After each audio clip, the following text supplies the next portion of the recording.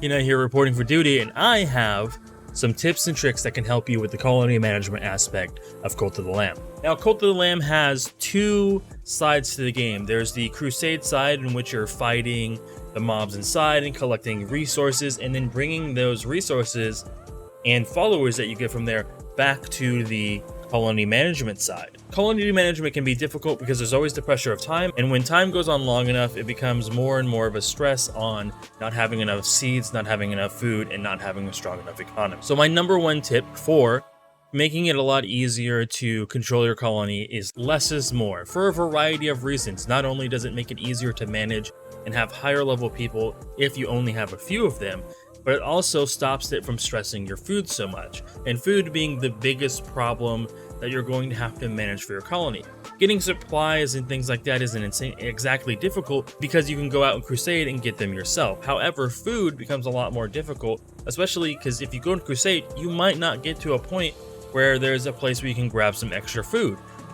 Or maybe you've already gone through all of the fish that you're able to do for that day. The more followers you have in your cult is going to make it more and more difficult, so you want to keep it smaller. Especially since amount doesn't really matter that much, it's the level of loyalty for your followers. So if you're able to focus on those very few followers, you'll be able to level up faster and unlock more things like higher tier weapons or different types of weapons and different types of curses that allow you to have an easier time on crusades. My next tip is the power of praising. Praising is very, very good.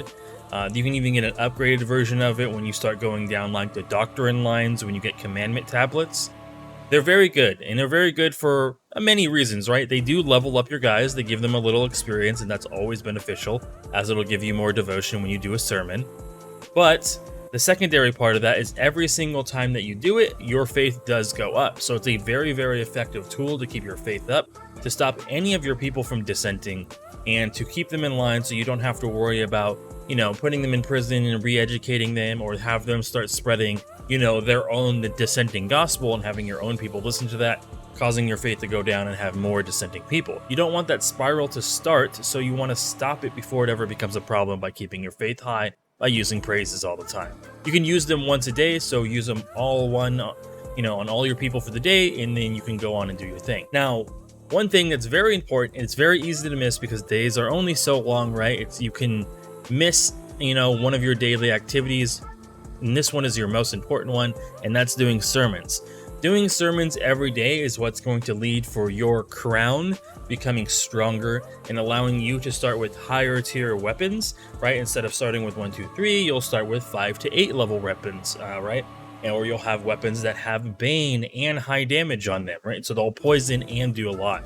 So you want to do a sermon every day, because every day you do a sermon, it gives you experience to level your crown up, to unlock a new thing for crusades. On top of that, if you have the less amount of followers, you'll have higher level of followers, and each level your follower has is one more devotion point it gives to you to level up. Now, my last tip is automation. There are a lot of buildings that allow you to access some sort of automation for your followers to do them yourselves without you having to go to every individual farm plot or having to sweep up every poop or things like that.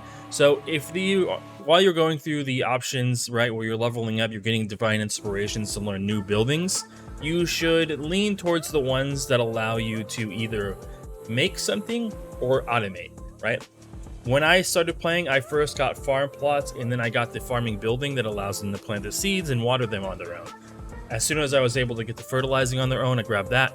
And the moment that I'm able to grab the one that allows them to even harvest themselves, it's going to be the one thing that I grab. Because I want to take as much time that I have to spend doing those things myself and move it along to my followers.